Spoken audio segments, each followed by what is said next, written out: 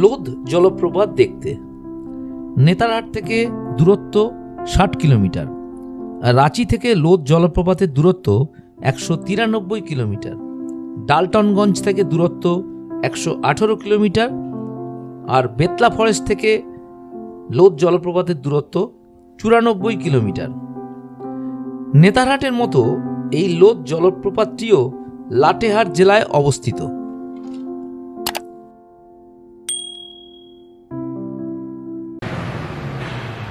রাঁচি থেকে এই জায়গাটা মোটামুটি 147 কিলোমিটার বনে দেখতে পাচ্ছেন, আর লোহারডাঙ্গা থেকে 73 কিলোমিটার। তো নেতারহাট আসার রাস্তায় পড়ছে এটা। তো এইখানে আপনারা দেখতে পাচ্ছেন বাঁদিকে একটা রাস্তা চলে গেছে মহুয়াটার দিকে যেতে হয় লোধ ফলস, আর এইটা হচ্ছে নেতারহাটের গেট। এই নেতারহাট গেট থেকে নেতারহাট হচ্ছে 7 কিলোমিটার রাস্তা। এই গেটের তলা দিয়ে চলে যেতে হবে নেতারহাটে, 7 কিলোমিটার অনলি নেতারহাট। আর লোধ ফলস যেতে হলে এই রাস্তা দিয়ে যেতে হবে মহুয়াটার হয়ে। এটা হচ্ছে লোধ ফলসের রাস্তা বা মহুয়াটারের রাস্তা। বেতলা ফরেস্টও যেতে হবে এই রাস্তায়, 111 কিলোমিটার বেতলা ফরেস্ট। এই মোড় থেকে আমরা যাব বেতলা ফরেস্টে এই রাস্তা দিয়েই। আমরা বেতলা ফরেস্টের রাস্তায় এগিয়ে চলেছি।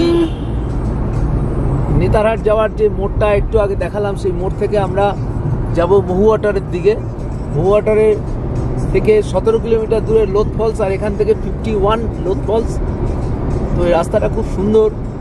দুপাশে আমরা দেখতে পাচ্ছি শাল সেগুনের জঙ্গল, তার মাঝখান দিয়ে রাস্তা, অসাধারণ রাস্তা। রাঁচি থেকে নেতারহাট আসার রাস্তাও এরকম ছিল, খুব সুন্দর রাস্তা। তো আমরা এগিয়ে চলি আস্তে আস্তে লোধ ফলসের দিকে, মহুয়াটার হয়ে লোধ ফলসের দিকে। নেতারহাট থেকে বেতলা ফরেস্ট যাওয়ার রাস্তা প্রায় 8-10 কিলোমিটার চলে এসেছি। রোডের উপর একটা অপূর্ব সুন্দর জায়গা থেকে দাঁড়িয়ে পড়লাম। এই ন্যাচারাল বিউটিটা না দেখে আর পারছি না। মালভূমির বুকে এই রুক্ষ মাটিতে কিভাবে সর্ষের চাষ করেছে এটা দেখে অবাক হয়ে গেলাম। এই অসাধারণ ল্যান্ডস্কেপটা না এনজয় করে পারলাম না। তাই আমরাও এই ল্যান্ডস্কেপটা এনজয় করি, আপনাদেরও এই ল্যান্ডস্কেপের সুন্দর সুন্দর ভিডিও ক্লিপস দেখাই। অপূর্ব সুন্দর এই ল্যান্ডস্কেপ, অপূর্ব সুন্দর।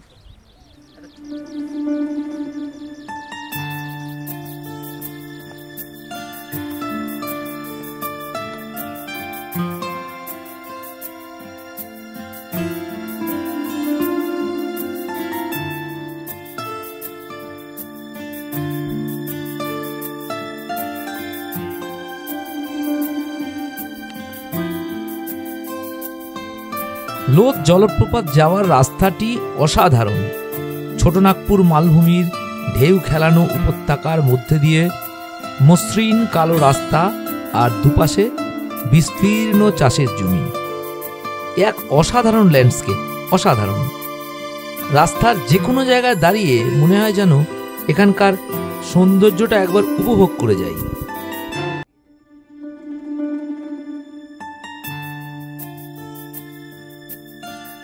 নেতারহাটের রাস্তার মতো এখানেও রাস্তার দুধারে শাল, মহুয়া, দেবদারু, ইউক্যালিপটাস প্রভৃতি গাছের সারিবদ্ধ অবস্থান লক্ষ্য করলাম। দেখতে দেখতে চলে এলাম ঘণ্টাখানেকের মধ্যে নেতারহাট থেকে 43 কিলোমিটার দূরে মহুয়াডর শহরে।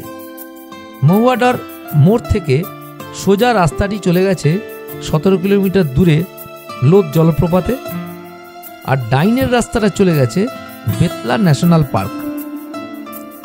আমরা সোজা রাস্তা ধরলাম মহুয়াডর শহরের মধ্যে দিয়ে এগিয়ে চললাম লোধ জলপ্রপাতের দিকে।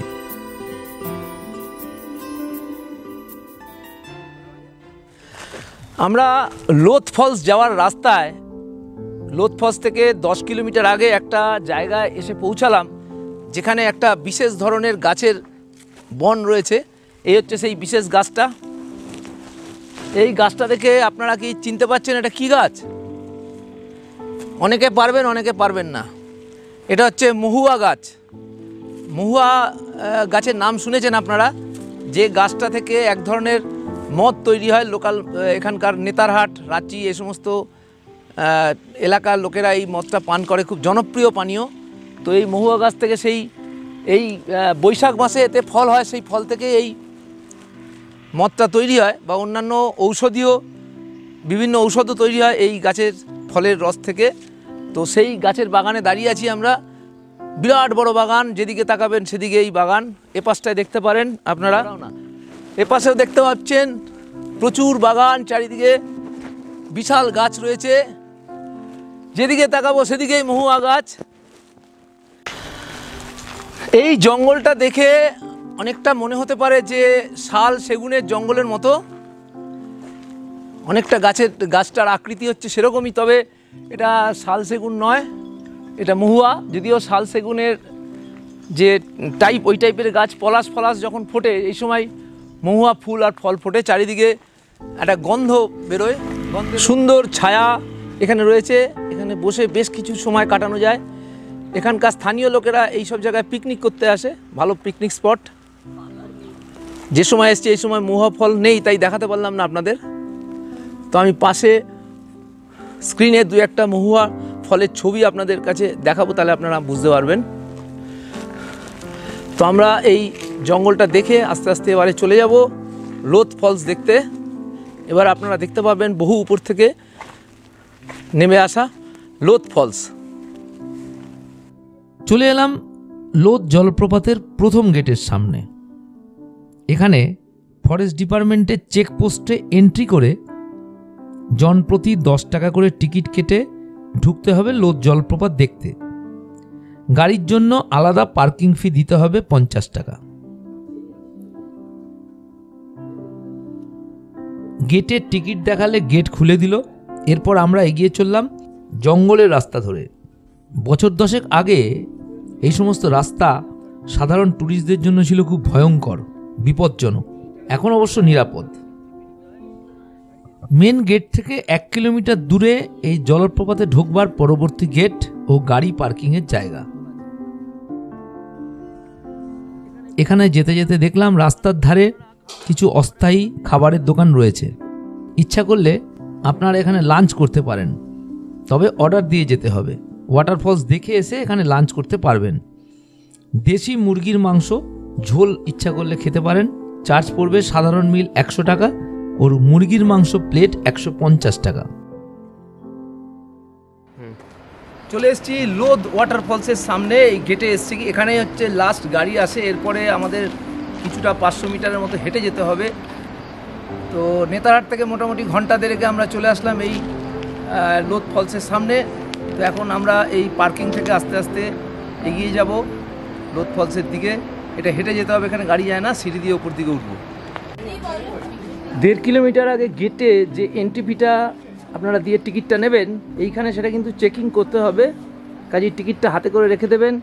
গাড়ির টিকিট এবং যারা মেম্বার ঢুকবেন তাদের টিকিটটা এখানে দেখাতে হবে, দেখিয়ে তারপরে এই গেট দিয়ে কিন্তু আপনাদের প্রবেশ করতে হবে। টিকিটটা সঙ্গে করে এখানে নিয়ে আসবেন।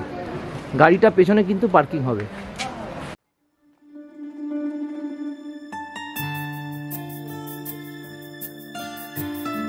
গেট পেরিয়ে আমরা আস্তে আস্তে ওয়াটারফলসের দিকে এগিয়ে চললাম। রাস্তা ঢালাই করা, বেশ মসৃণ, পরিষ্কার পরিচ্ছন্ন। মাঝে মাঝে সিঁড়ি ধাপে ধাপে উপরে উঠে গেছে।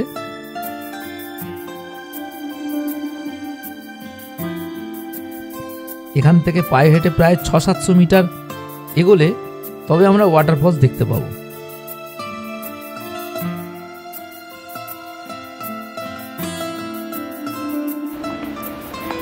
জঙ্গলের মধ্যে লুকিয়ে থাকা এই ওয়াটারফলসটি ঝাড়খণ্ডের সর্বোচ্চ জলপ্রপাত, তাই এটিকে a hidden gem of Jharkhand আখ্যা দেওয়া হয়েছে।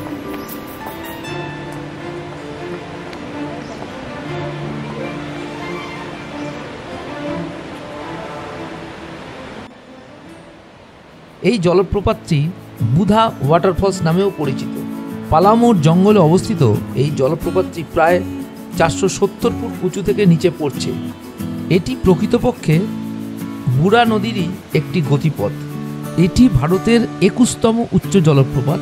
এই জলপ্রপাতটির বৈশিষ্ট্য হলো যে এটিকে যেমন দূর থেকে উপলব্ধি করা যায়, তেমনি কাছে এসে ব্রিজ টপকে ওপারে গিয়ে একেবারে কাছ থেকে নিরীক্ষণ করা যায়।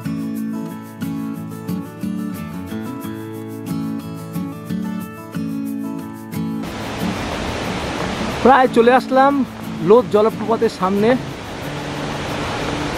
আর একটুখানি বাকি আছে। খুব ভালো দেখা যাচ্ছে এখান থেকে, বেশ কিছু সিঁড়ি ভেঙে আস্তে আস্তে উপরে উঠতে হয়। রাস্তাটা দেখতে পাচ্ছেন আপনারা, মোটামুটি 500-600 মিটার উপরে উঠে তবে এই জলপ্রপাতটার সামনে পৌঁছানো যায়। এবার আমরা সামনে যাব, গিয়ে আপনাদের ভালো করে দেখাবো।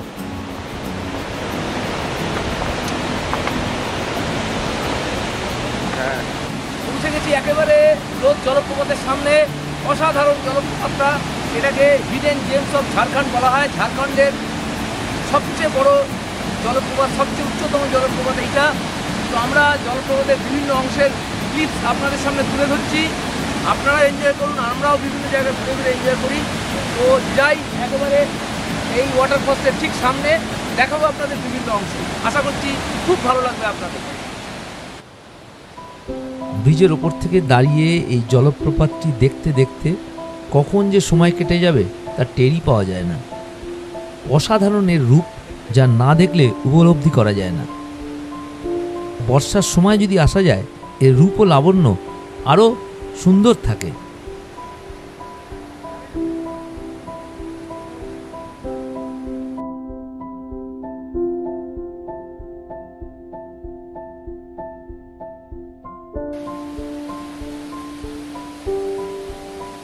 বিভিন্ন দিক থেকে সৌন্দর্য দেখতে দেখতে ঘণ্টাখানেক সময় কিভাবে যে কেটে গেল তা বোঝাও গেল না।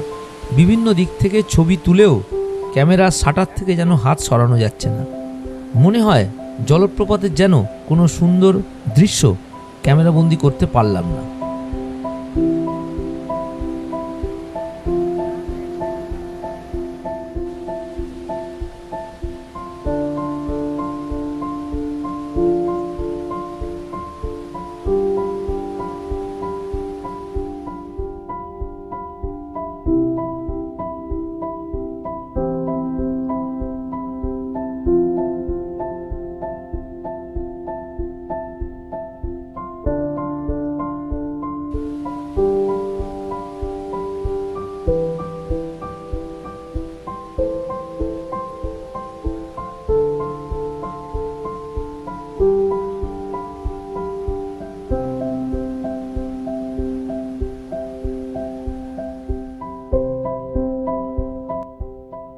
কিন্তু এবার ফেরার পালা।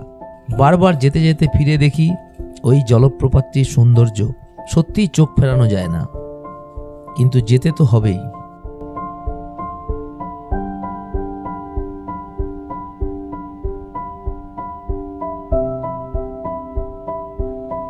এরপর বেতলা ন্যাশনাল পার্কের ভিডিওটি পরবর্তী পর্বে প্রকাশ হবে। আপনাদের এই বেতলা ন্যাশনাল পার্কের ভিডিওটি দেখবার জন্য অনুরোধ রইল। এতক্ষণ লোধ জলপ্রপাতের যে ভিডিওটি দেখলেন, এই ভিডিওটি যদি ভালো লেগে থাকে তাহলে লাইক করবেন, শেয়ার করবেন। আমার চ্যানেলে নতুন হলে চ্যানেলটি সাবস্ক্রাইব করে পাশের বেল আইকনটি প্রেস করে দেবেন আগামী দিনের ভিডিওর নোটিফিকেশন পাওয়ার জন্য। ভিডিওটি সম্বন্ধে কোনো বক্তব্য থাকলে কমেন্ট করে জানাতে ভুলবেন না।